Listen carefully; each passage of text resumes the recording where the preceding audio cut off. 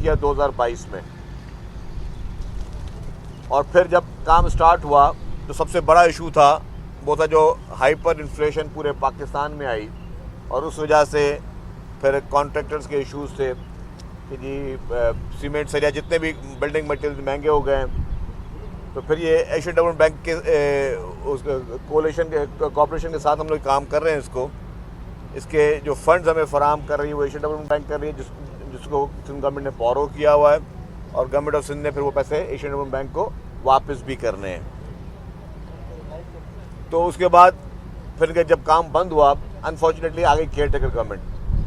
Care taker government ने बिल्कुल आंखें बंद करके सो गई थी, और उनको एहसास नहीं था कि यहाँ पे लोगों को क्या तकलीफ़ हो रही है। इनके जो इश्यूज थे वो रिजॉल्व होने हैं एशियन डेवलपमेंट बैंक के साथ भी और एक्निक के साथ भी, जो फेडरल गवर्नमेंट का इदारा है। बट जैसे ही पीपल्स पार्टी की गवर्नमेंट वापस आई तो हमारी पहली प्रायोरिटी होती है कि हर सूरत में पहले देखें कि पब्लिक को जो तकलीफ हो रही है उसको हम दूर करें। इसीलिए हमने फिर इनसे बात की, कॉन्ट्रैक्टर से, कंसल्टेंट बैठे हुए इनसे बात की। हमने कहा जी जो आपके फाइनेंशियल इश्यूज हैं उसको हम देखते रहेंगे, उसको हम एड्रेस करेंगे। गवर्नमेंट आधे में काम छोड़ के नहीं जाएगी, गवर्नमेंट फाइनेंशियल इश्यूज को एड्रेस करेगी, बट हर सूरत में आप काम शुरू करें ताकि काम शुरू हो तो लोगों को ये तकलीफ ख़त्म हो। और आज ये नहीं कि आज से काम शुरू हुआ है, ये 4-5 दिन पहले, 5-6 दिन पहले से हमने काम शुरू करवा दिया था इनको। जो गवर्नमेंट का काम है कि गवर्नमेंट अपनी रेट को कायम करे। ये नहीं कि अगर किसी कॉन्ट्रैक्टर ने कह दिया कि जी, या उनके वाकई जेन्युइन इश्यूज़ भी हैं कॉन्ट्रैक्टर्स के, मैं ये बात नहीं कर रहा कि वो सारे गलत उनकी चीज़ होती हैं, जेन्युइन इश्यूज़ भी होते हैं। अगर कॉन्ट्रैक्टर ने कह दिया कि जी पहले पैसे मतलब नहीं मिलेंगे, काम नहीं शुरू करेंगे, तो ये हमने नहीं करने चाहिए। हम वी आर द गवर्नमेंट, हमारा काम है आपने काम शुरू करना है, हर सूरत में काम शुरू करना है। और वो काम हमने आज 5वां-6वां दिन है, काम शुरू हो गया है। ये हम जिना एवेन्यू पे खड़े हैं। ये जिना एवेन्यू के बाद आप देख रहे हैं अंडरपास भी है, यहाँ पे भी काम चल रहा है। मैंने उनको कहा कि जिना एवेन्यू जो है ये 3 माह के अंदर मुझे कंप्लीट करके दें, आज की तारीख के अंदर, ताकि ये आपके पूरे जो नेशनल हाईवे से, सुपर हाईवे से जो आपकी ट्रैफिक आती है M9 से, वो यहीं से कराची में उसको एंट्री मिलती है। तो ये सारा एरिया जो है 3 माह के अंदर बिल्कुल तैयार कर दिया जाए ताकि यहाँ ट्रैफिक की कंजेशन ख़त्म हो और इसको हम शुरुआत कर सकें। इसी तरीके से इसके 2 पोर्शन है, एक लॉट 1 एक लॉट 2। अभी मैं लॉट 2 की तरफ भी जा रहा हूँ, वहाँ की भी ब्रीफिंग लूँगा, वहाँ पे भी काम हमने शुरू करवाया है। तो हमारा, जिस तरह हमने कहा कि ये हमारी प्रायोरिटी है कि ट्रांसपोर्ट सेक्टर, जो कि इस शहर की बहुत बड़ी ज़रूरत है, इस सूबे की बड़ी ज़रूरत है, उसको ना बातों की हद तक नहीं, अमली तौर पर उस ट्रांसपोर्ट सेक्टर को अपने पैरों पे खड़ा करें। और वो इंग्लिश में कहते हैं कि action speaks louder than words. तो आपको एक्शन से नज़र आएगा, अमल से नज़र आएगा कि गवर्नमेंट संजीदा है, गवर्नमेंट संजीदगी के साथ इस सारे इश्यूज़ को एड्रेस कर रही है। रेड लाइन BRT, जिस तरह मैं कहा, ये बहुत ही इंपॉर्टेंट प्रोजेक्ट है। असल में बसों की उसमें कॉस्ट कम होती है, असल कॉस्ट होती है इंफ्रास्ट्रक्चर की, क्योंकि इसके लिए सेपरेट लेन्स बनती हैं, सेपरेट इनके लिए जो है वो ट्रैक्स बनते हैं, और मैसिव इंफ्रास्ट्रक्चर है। जो डिले हुई थी उसमें जो सबसे बड़ा एक और इशू था वो था जो इनको यूटिलिटीज़ का ट्रांसफ़र होना है। अब यूटिलिटीज़ कुछ फेडरल गवर्नमेंट के अंडर हैं, कुछ प्रोविंशियल गवर्नमेंट के अंडर हैं। फेडरल जैसे सुई गैस है, PTCL है, फिर इलेक्ट्रिक है, फिर जो है यहाँ पे लोकल वाटर बोर्ड हैं, बाकी इदारे हैं। तो जितने भी 10-12 फिर ऑप्टिकल फाइबर्स वाले जो है उनके इशूज़ थे। तो ये सारी यूटिलिटीज़ को शिफ्ट करना, उसमें भी गवर्नमेंट ऑफ सिंध ने अरबों रुपए खर्च किए, भरे हैं उन यूटिलिटीज़ को ट्रांसफ़र करने के लिए। जो फेडरल गवर्नमेंट के इदारे थे उन्होंने जाकर किसी ने पोल भी शिफ्ट करना है, बाकी चीज़ें भी शिफ्ट करनी, तो हमने वो सारी चीज़ें पैसे उसको भरे हैं गवर्नमेंट ने। तो कहने का मकसद है कि गवर्नमेंट संजीदा है, गवर्नमेंट काम कर रही है और करने की नीयत से बैठी हुई है। डिले हुई है क्योंकि यूनिवर्सिटीज़ यहाँ पे इस रूट पे हैं। मुझे दुख है, अफसोस भी है कि वहाँ पे जो स्टूडेंट्स हैं उनको तकलीफ़ हो रही है, जो लोग हैं वहाँ पे आने जाने वाले जो यूज़ करते हैं रोड, उनको तकलीफ़ है। उसके लिए हम माजरत ख्वाह हैं, दिल की गहराइयों से माजरत करते हैं। लेकिन ये मैं आपको कह सकता हूँ कि हुकूमत की वजह से एक दिन भी हम लेट होने नहीं देंगे, कि हुकूमत की कोई नाअहली हो, सुस्ती हो, कोताही हो, उसकी वजह से प्रोजेक्ट डिले एक दिन भी नहीं होगा। हाँ, टेक्निकल रीज़न अगर हैं तो उसमें भी हमारी कोशिश होगी दिन रात काम करें। कल भी एक प्रोजेक्ट में हम थे जहाँ बात कर, मैंने कहा कि जी ट्रांसपोर्ट डिपार्टमेंट दिन रात काम कर रहा है, और दिन रात सिर्फ ये कहने की हद तक नहीं, अमली तौर पर ट्रांसपोर्ट डिपार्टमेंट दिन रात काम कर रहा है। आज इतवार का दिन है, इतवार का दिन भी काम कर रहा है, और मैं अकेला नहीं हूँ कि आगे सिर्फ मीडिया को दिखाएंगे। सारे ऑफिसर्स, पूरी ब्यूरोक्रेसी, ट्रांसपोर्ट डिपार्टमेंट से ताल्लुक़ रखने वाले तमाम लोग जो है वो यहाँ पे मौजूद हैं। और ये मकसद ये है कि हर हाल में हमने भी मेहनत करनी है, कॉन्ट्रैक्टर ने भी दिन रात मेहनत करनी है। अभी जैसे इनके हमने एक दो इशूज़ और हमारे साथ जो हैं वो रिजॉल्व हो गए, फिर इनको हम सुबह को इनकी अलग शिफ्ट काम करेगी, रात को अलग शिफ्ट काम करेगी। हम इनको मेक श्योर करवाएंगे कि ये एक्स्ट्रा लेबर लगाएं, तो जो डिले हो चुका है उसको भी कवर करें। फर्दर डिले को रोकने के लिए इवनिंग शिफ्ट अलग हो, नाइट शिफ्ट अलग हो, मॉर्निंग शिफ्ट अलग हो, ताकि हम जिस तरह पूरी दुनिया में इस तरह कंस्ट्रक्शन होती है, ये नहीं कि हमने कोई अनोखे लोग हैं, अनोखे मुल्क हैं। हमारे पास थोड़ा अनफॉर्चुनेटली सुस्त रफ्तारी है, लेकिन पूरी दुनिया में जिस तरह तेज़ी होगी हम उससे भी आगे तेज़ काम करके दिखाएंगे, क्योंकि हमारा मकसद ये कि आवाम को डिलीवरी देना। पीपल्स पार्टी की गवर्नमेंट, सिंध गवर्नमेंट हर सेक्टर में उसकी कोशिश लगी हुई है कि आवाम को मज़ीद से मज़ीद चीज़ें डिलीवर किया जाए। मैंने आपको बताया कि एक और खुशखबरी इसके साथ कि येलो लाइन BRT पे काम शुरू हो चुका है।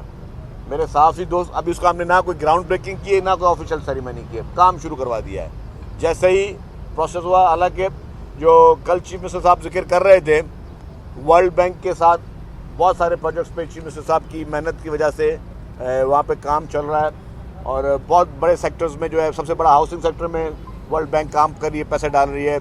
एजुकेशन सेक्टर में, हेल्थ सेक्टर में वर्ल्ड बैंक जो है उसके साथ काम कर रहे हैं हम लोग।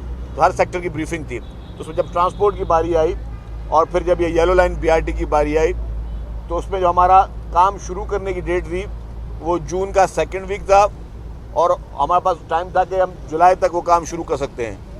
हमने कहा कि हमें इस टाइम टेबल पे, किताबों पे नहीं जाना, हमने अमली तौर पे जाना है। और अमली तौर पे क्या किया, उस ब्रीफिंग में मैंने कहा कि जी हम 4-5 दिन पहले जो है वो काम शुरू कर चुके हैं। तो अल्हम्दुलिल्लाह, हमें बस ये नहीं किताबों में रहते रहें और उसमें हम लोग उलझते रहें, नहीं, हमें अमली तौर पर दिन रात काम करना है। जो काम 1 साल का है वो 6 माह में हो, जो 6 माह में हो वो का काम है वो 3 माह में हो। तो हमें दिन रात करके पूरी कौम को, पाकिस्तान इंशाल्लाह ताला सही ट्रैक पर जा रहा है, पाकिस्तान इंशाल्लाह ताला तरक्की राह पे जा रहा है और मज़ीद जाएगा। कुछ लोग मायूसी की बातें करते हैं, कुछ लोग मायूसी की फ़िज़ा कोशिश करते हैं कि हो लोग मायूस हों, लोगों को नेगेटिविटी प्रमोट करते हैं, सिर्फ मनफी खबरें देते हैं। सोशल मीडिया पे मनफी खबरें देंगे, झूठी खबरें देंगे, बाकी जगहों पर मनफी खबरें होंगी। पाकिस्तान अभी मज़ीद मुतहम्मिल नहीं हो सकता किसी भी किस्म के एडवेंचर के। पाकिस्तान अब इंशाल्लाह ताला तरक्की करेगा, सही राह पे जा रहा है, और दिन रात हर एक ने अपना रोल प्ले करना होगा। उस हर एक में मैं भी शामिल हूँ, उस हर एक में जो गवर्नमेंट ऑफिसर्स हैं वो भी शामिल हैं, उस हर एक में सिविल सोसाइटी भी शामिल है, आप मीडिया भी शामिल हैं। ये हर शख्स ने अपना रोल प्ले करना है कि हम किस तरीके से पॉजिटिविटी के साथ पाकिस्तान को अच्छा हम करें। हम हमेशा हर चीज़ पे हम ब्लेम करते हैं कि यार ये काम तो हुकूमत का है, ये काम तो हुकूमत, यस हुकूमतों का काम है सर्विस देना, हुकूमतों का काम है लोग रिलीफ पहुँचाना, लेकिन मैं ये सोचूं कि मैंने हुकूमत के लिए क्या किया, मैंने अपने मुल्क के लिए क्या किया, मैंने अपने सूबे के लिए क्या किया, मैंने अपने शहर के लिए क्या किया। तो हम सब ने मिलकर एक मजबूत कामयाब कौम बनकर, एक मजबूत कामयाब कौम बनकर हमें हमारे पाकिस्तान को, हमारे सूबा सिंध को और हमारे कराची को आगे से आगे तरक्की देनी है। जो भी लोगों की शिकायतें हैं, कोताहियाँ, वो सारी हम सब मिलकर ख़त्म करेंगे। चर्चिल मेमन साहब ये बताइएगा, आपने जिस तरह जिक्र किया कि सबने मिलकर काम करना है, तो विफाक में भी सिर्फ तनहा नून लीग काम कर रही है, पीपल्स पार्टी पर उनका हाथ क्यों नहीं बटा रही कि विफाकी काबीना में हिस्सा हो और खुद अपना इनपुट भी उसमें डाले? देखिए जी, पीपल्स पार्टी ने जब CEC की मीटिंग हुई थी उसमें कुछ फैसले हुए थे और CEC ने जो फैसले किए पीपल्स पार्टी उसकी पाबंद है। लेकिन ये भी देखें कि अगर पीपल्स पार्टी आज वफाकी वजारतों में नहीं है तो मकसद ये नहीं कि हुकूमत को आप हुकूमत करने नहीं दे रहे या खुदा न खास्ता हुकूमत के काम में कोई हम वो दे रहे हैं, रुकावट पैदा कर रहे हैं, नहीं। पीपल्स पार्टी एक ज़िम्मेदार पार्टी की हैसियत से इस मुल्क की तरक्की के लिए हर उस फैसले में हुकूमत हो तो हुकूमत के साथ खड़ी होगी, ऑपोजिशन हो तो ऑपोजिशन के साथ खड़ी होगी।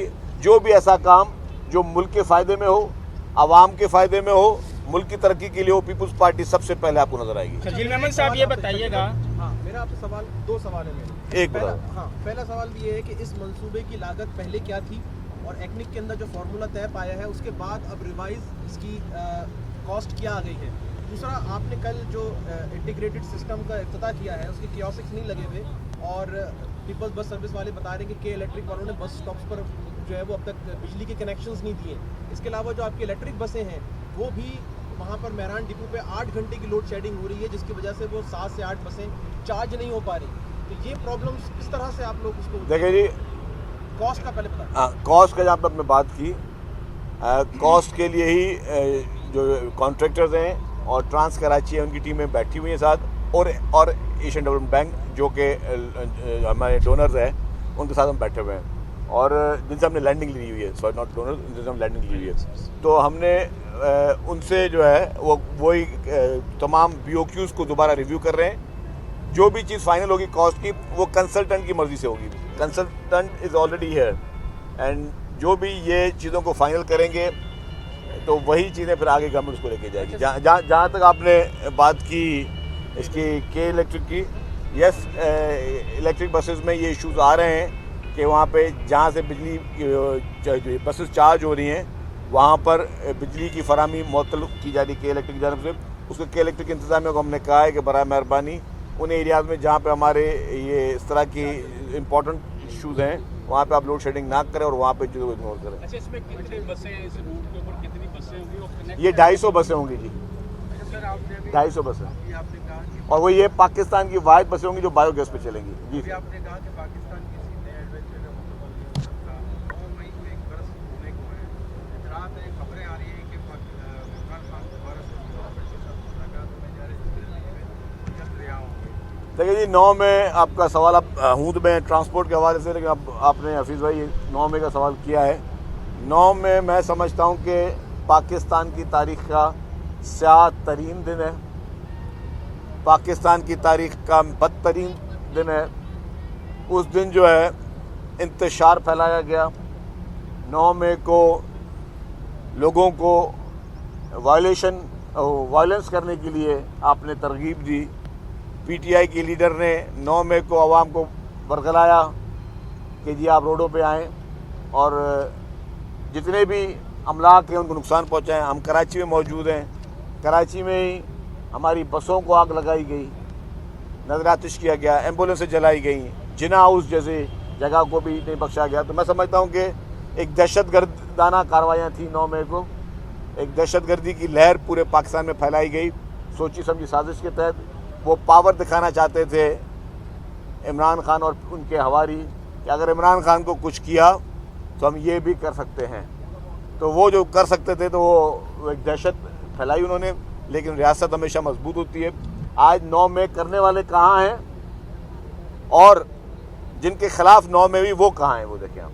आज जिन्होंने 9 मई की वो जेलों में सड़ रहे हैं, जिनके खिलाफ 9 मई का प्रोपेगेंडा किया गया और 9 मई जैसा माहौल बनाया गया, तो सारे अल्हम्दुलिल्लाह आज अपनी अपनी जगहों पर, अच्छी अच्छी जगहों पर आराम से बैठे हुए। तो ये अवाम भी सोचे कि जिस आवाम को 9 मई को इमरान खान ने इस्तेमाल किया, जिन मासूम बच्चों को, जिन नौजवान बच्चों को इमरान खान ने, या नौजवान हमारी बहनों को इमरान खान ने इस्तेमाल किया, वो सारे जेलों में पड़े हुए हैं अनफॉर्चुनेटली। और इमरान खान के अपने बच्चे इस वक्त लंदन में ठंडी हवाओं में घूम रहे हैं। उनकी अपनी जो है बहन वो लाहौर में वो आराम से अपने घर में बैठी हुई हैं, उनकी पूरी फैमिली खुशी के साथ बैठी हुई है। जो मासूम बच्चे हैं उनको आपने जो है इस तरीके से इस आग में, इंतशार की आग में, नफ़रत की आग में, भाई से भाई को लड़ाने की आग में आपने जो कर, वो लोग आज जल रहे हैं। तो मैं समझता हूँ ये सबक है कि जो भी आदमी, कोई भी लीडर हो, अगर कोई भी लीडर आपको वायलेंस की तरजीह देता है तो ऐसे लीडर की बात नहीं सुननी चाहिए। कोई भी पॉलिटिकल पार्टी अगर आपको अपने इक़्तिदार की हवस के लिए, इक़्तिदार की लालच के लिए अगर कौम के नौजवानों को बेवकूफ़ बनाती है तो ऐसे लीडर की बातें नहीं सुनना चाहिए। एक तरफ PTI एस्टेब्लिशमेंट से मुज़ाकरात कर रही है, दूसरी तरफ KPK के वज़ीर आला कहता है कि अगर हमें हुकूक नहीं मिले तो हम इस्लामाबाद पे चढ़ाई कर देंगे। क्या ये इंतजार की एक वज़ीर-ए-आला कमेटी के बयान? मेरे ख्याल में मेरा जो 9 बजे वाला बयान है ना, उसी को आप देख लें नज़र में। तो अगर किसी भी वज़ीर आला को इतना शौक़ है इस्लामाबाद में चढ़ाई करने का, तो अपना हशर देख ले, जो उसके लीडर का हशर है, तो उसके साथ भी वही हशर होना है। Thank you.